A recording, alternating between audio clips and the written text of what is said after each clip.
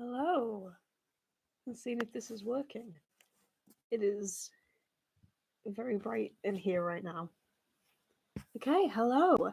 So, welcome everyone who is from Josephine Butler College. I am currently artist in residence there, and I have been running a range of different workshops and activities and creating various artwork.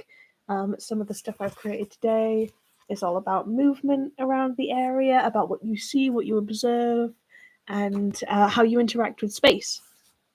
And so, what I've come on here today is if anybody wants to join in to be part of creating artwork with me and do a bit of a digital workshop. So, what I'm going to start with is looking at what it is that I've already observed around Josephine Butler College itself.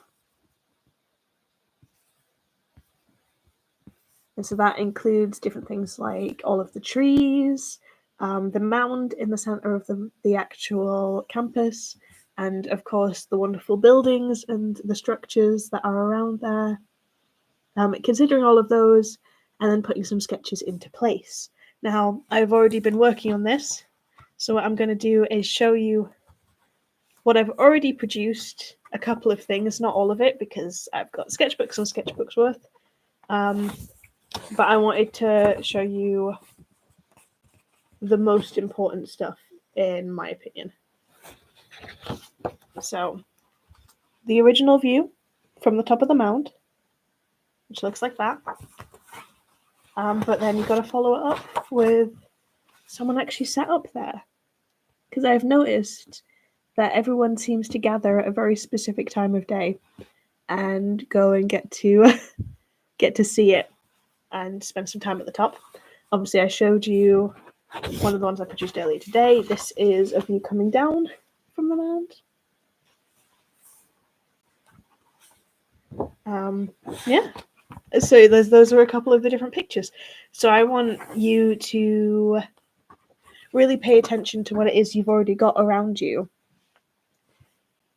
and start getting on with sketching, and then at a later date hopefully I'll be able to come by and see, and we'll be able to put together this collaborative exhibition.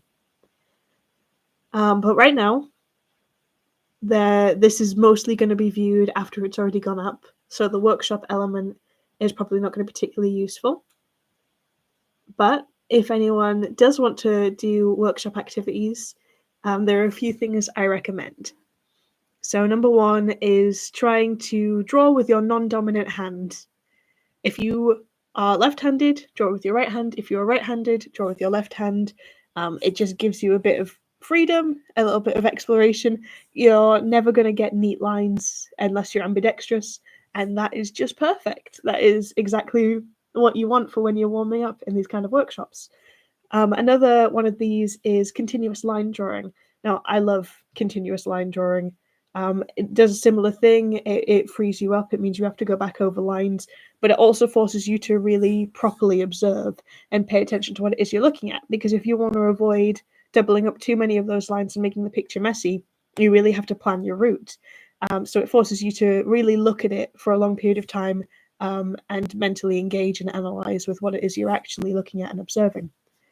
Another thing for that kind of technique is doing closed eye drawing. So what you'd be doing is staring at your object or your subject or whatever it is that you're illustrating for a long period of time, and then you close your eyes and you just draw. Now, if you're struggling with this at all, wonder about going off the page, you can put your finger in the middle of the page so that you know where your starting point is, or you know where to navigate from there. This can produce some really great results. Something that I think always works well to practice this with is a clock, because everyone knows what a clock looks like and what it should look like. I'm specifically referring to an analog clock, not a digital clock, like one of the ones I've got up there. So yes, those are good techniques for getting used to drawing and getting warmed up. And beyond that point, trying to do different pencils, different pens. Make sure if you almost always use pencils that you delve into using pens, and make sure you just try and push yourself to do something that you're not familiar with, that you're not necessarily entirely comfortable with, because the whole point of sketching and drawing and getting used to this kind of thing is that you're not meant to create a masterpiece on your first try.